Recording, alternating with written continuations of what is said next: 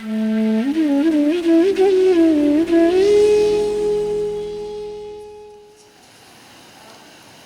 जी, जब मैम ने भी बात करी बंधनों की, तो I could also relate and I was a little taken aback, thinking कि मुझे ऐसा लगता था कि वो एक सर्टेन एज तक ही होता है जो बंधन होता है, बट इनके पर्सपेक्टिव से देख के कि ये भी बंधनों में है, मैं थोड़ा सा I wasn't feeling any nice about it. अभी यहाँ पर बंधन है, मेरी फैमिली एंड से भी अगर मैं बात करूँ, they not very comfortable about me coming here, तो वहाँ पर मैं उनसे छुपा कर रहूँ या मैं उनसे लड़ कर रहूँ, क्या ठीक है? दोनों ही स्थितियों में सोच उन्हीं की बात रही हो। तो फिर तो वही भगवान है। आदमी मंदिर की ओर चले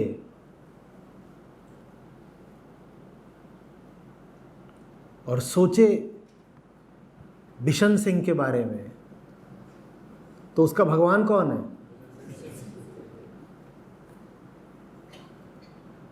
यहाँ आते हुए सोच रही हो बता के आऊं, छुपा के आऊं, लड़ के आऊं, पर हर स्थिति में सोच तो बिशन सिंह के बारे में ही रही हो, तो फिर बिशन सिंह ही भगवान है।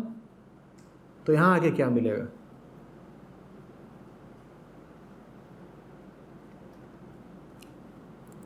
क्या बहुत मुश्किल है ये देख पाना कि मन पर, जेहन पर किसी का कब्जा है।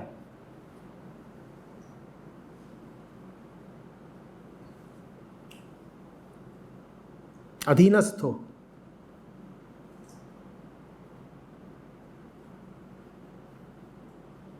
ऑक्युपाइड हो,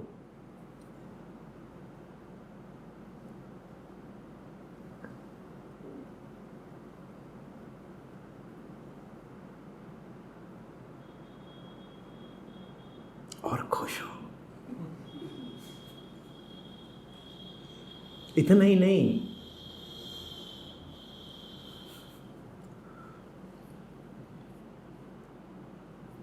और ज्यादा ऑक्युपाइड होने की योजना बना रही हो।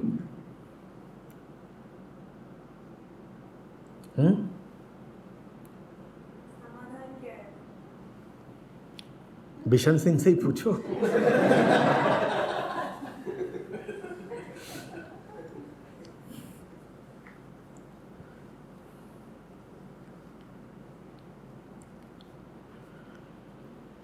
चलो, समस्या क्या है?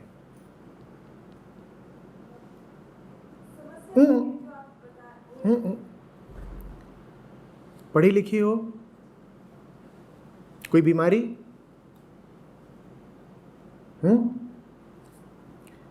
अपने देश में हो, भाषा ठीक है, काम का अनुभव भी हो गया है, इस शहर को भी जानती हो,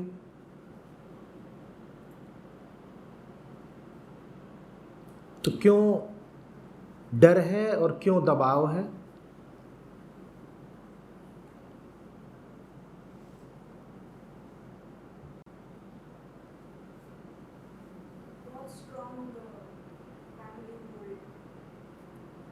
ये तो फिर वही बात कर दी, मोह माया।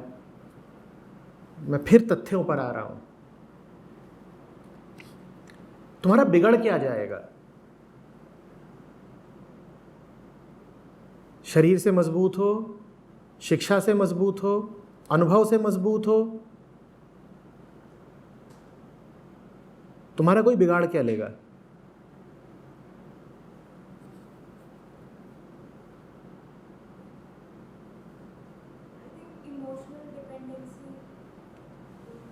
तथ्यों की बात करो। सब इमोशनल डिपेंडेंसी मटीरियल होती है। That which you call as emotions is mostly economics.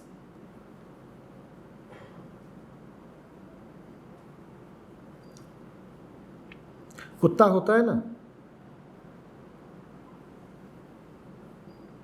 कल माता जी मुझसे कह रही थी कि कुत्ता अगर पालना तो रोटी उसे तुम ही देना।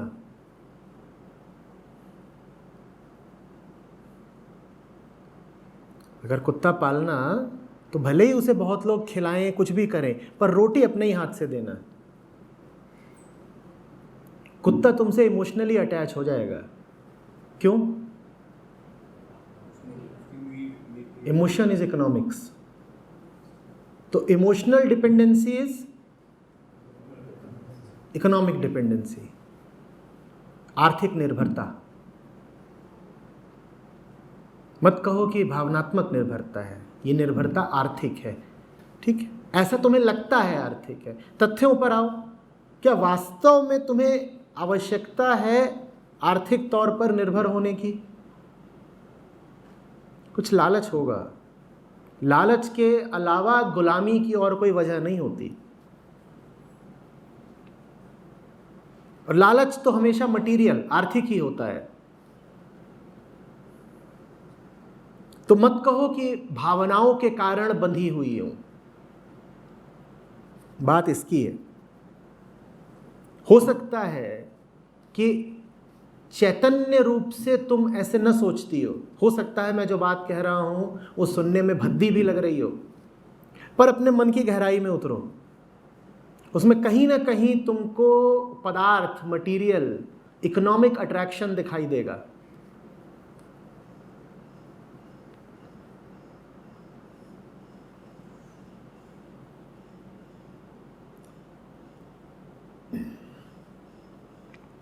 क्यों है ऐसा कि इस प्रकार के बंधन स्त्रियों को ही ज्यादा अनुभव होते हैं? कल विस्तार से बात करी थी हमने, 11 बजे नहीं कि सभा से कुछ लोग उठ करके चले गए, और जितने लोग उठ करके चले गए उसमें 100% स्त्रियां थीं। क्या कहोगे, वो भावनात्मक थी इसलिए उठकर चली गई? न। और हर उम्र की थी। जैसे अभी तुम यहां कह रही हो कि ये बड़ी उम्र की हैं, ये देख के तुम्हें ताज्जुब हो रहा है। कल 15 वर्ष से लेकर के 65 वर्ष तक की स्त्रियां थीं, सब।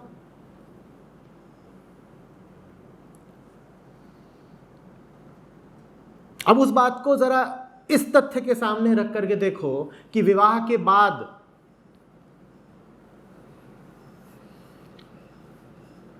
भारत में जैसी परिपाटी है उसमें स्त्री को अचानक आर्थिक लाभ बहुत हो जाता है,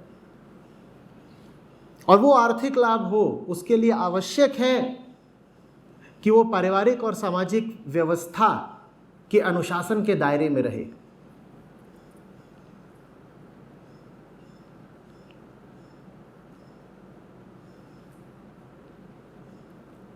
अगर विद्रोह करती है कोई लड़की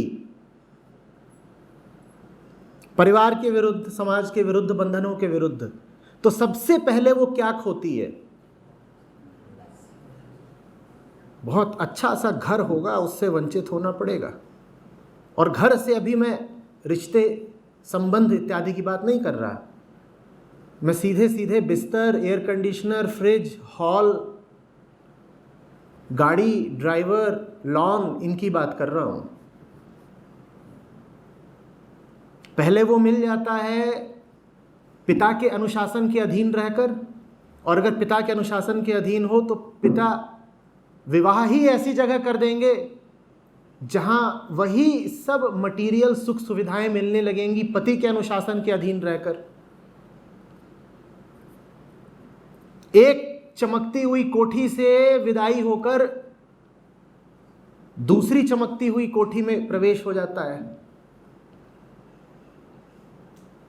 और अगर विद्रोह किया इस व्यवस्था के प्रति तो कोठियों से हाथ धोना पड़ता है, फिर जाके रहो किसी पीजी में।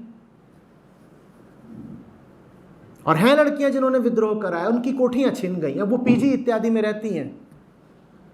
घर पे तो 2 नौकर, 4 नौकर, गाड़ी, शॉफर। तो निर्भरता भावनात्मक है।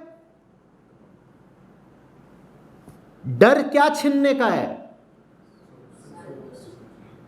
डर कोठी और पैसा छीनने का है, सुख सुविधाएं छीनने का है।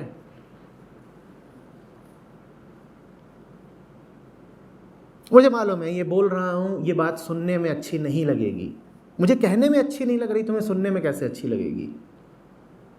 पर बात जैसी है कहनी तो पड़ेगी ना।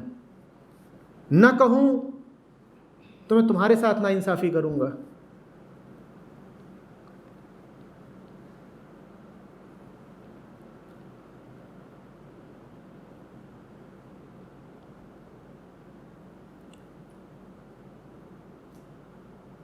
एक कोठी से दूसरी कोठी की जो यात्रा होती है, और कल रात में आपने जो दृश्य देखा, उसमें बड़ा गहरा अंतर संबंध है।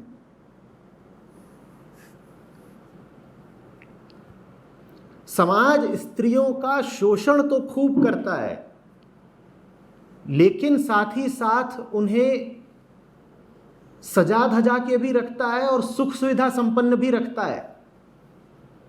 स्त्री घर की लाज और इज्जत होती है ना, तो उसे सुख सुविधा से लैस रखा जाता है। कोठियों वाली स्त्रियों को तुमने धूप में कब घूमते देखा? सड़क पर। हाँ, घर के अंदर उनका कितना भी शोषण हो रहा हो, घरेलू हिंसा ही हो रही हो, यह संभव है,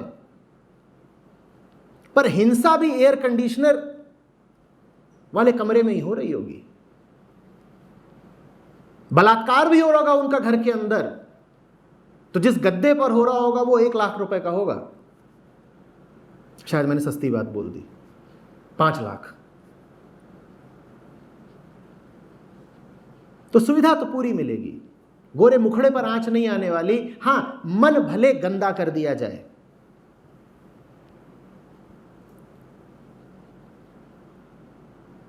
यह बात थोड़ी सी अंतर विरोधी लगेगी, पर इसको समझना।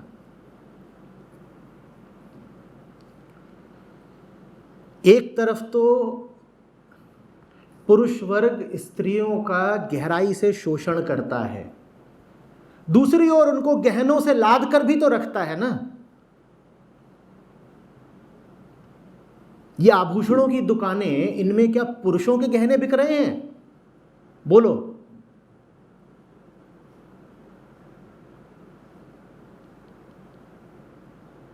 चुनाव स्त्री को करना है, मिलेंगे तो दोनों एक साथ मिलेंगे।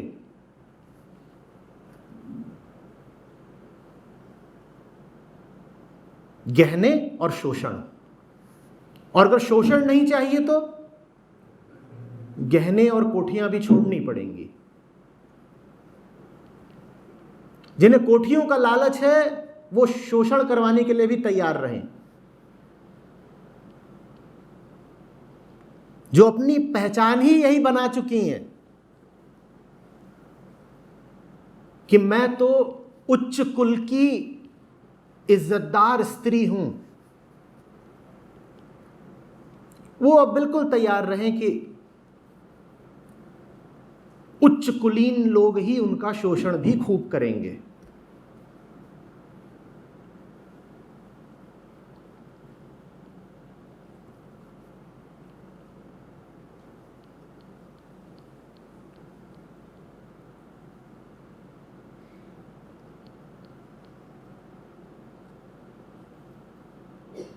और खबरदार, इस पूरे मुद्दे में भावुकता को मत लेकर आना। ये मत कह देना कि मुझे तो इतना प्यार है नात रिश्तेदारों से कि मैं प्यार के कारण बंधन में बंधी हुई हूं। ये बात प्यार इत्यादि की नहीं है।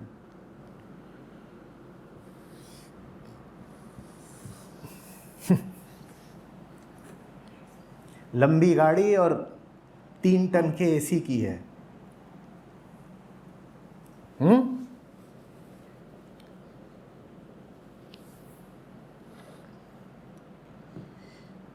यही वजह है कि निम्न वर्ग या निम्न मध्यम वर्ग की लड़कियों के लिए उड़ान भरना अपेक्षितया आसान होता है, क्योंकि उनके बापों के पास ऐसा कुछ होता ही नहीं कि वो उन्हें रोक पाएं और बांध पाएं।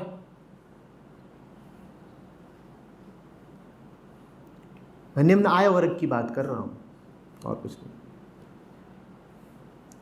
छोटे शहरों की निम्न मध्यम वर्गीय लड़कियां कई बार अपेक्षितया ज्यादा आसानी से फुर्र उड़ जाती हैं, पर धनाढ्य परिवारों में बड़ा मुश्किल होता है लड़की के लिए। लालच बहुत बड़ा है, कैसे उड़ जाएगी? पहले पिता के घर का लालच, और फिर पिता ही तो रिश्ता तय करेंगे ना, अपने ही जैसे किसी सेठ जी के यहां, तो ससुराल के पैसे का लालच।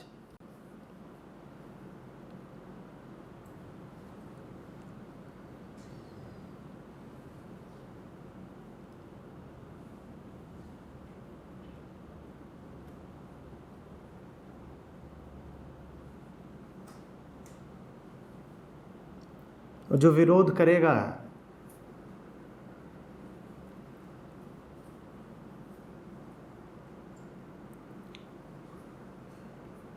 उसको बहुत चीजों से हाथ धोना पड़ता है।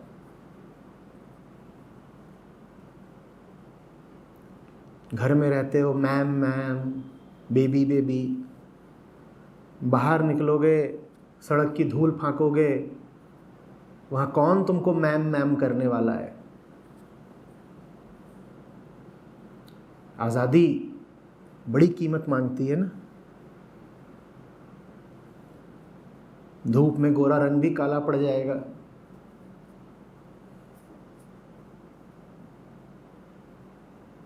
टोयोटा से स्कूटी पर आ जाओगे, और स्कूटी भी किश्तों की।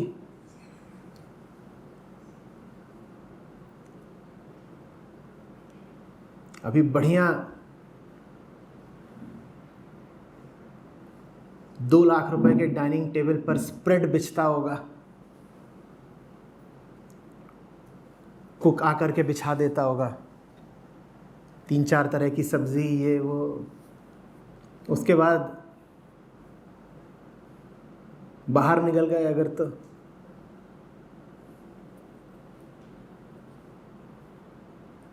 राकेश के अमृतसरी छोले कुलचे।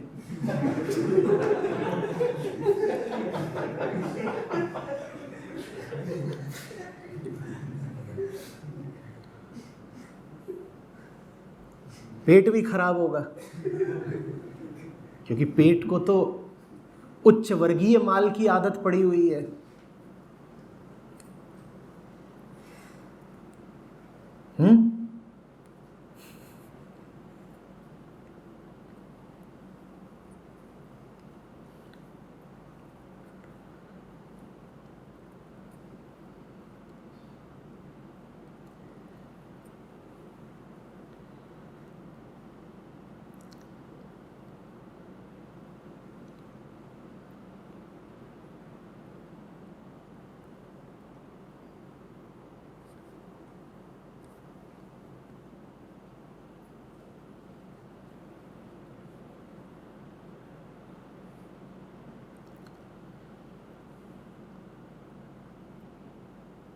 भी तो ऐसा रहता है कि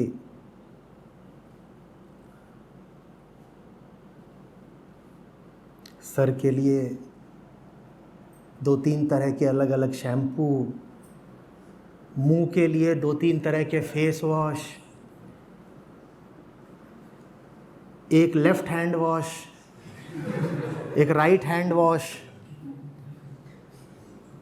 फिर एक बॉडी वॉश,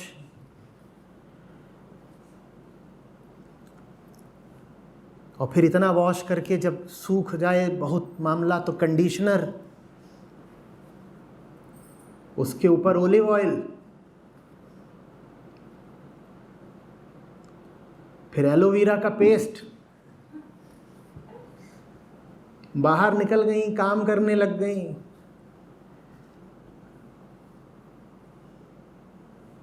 तो सर पे जल्दी से डालो रामदेव का तेल और बस पकड़ो कि स्कूटी निकालो। फिर कहाँ तुम्हें इंपोर्टेड ओलिव ऑयल और ये सब चीज़ें नसीब होने वाली हैं।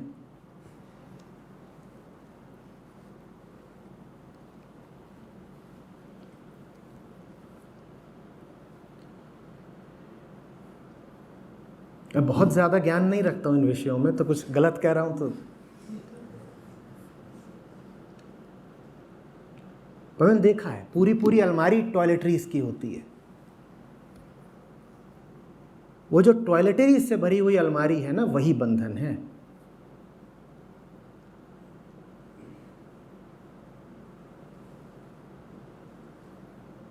पूरी पूरी अलमारी जूतों की होती है, वो जो जूतों की पूरी अलमारी है ना, वही बंधन है।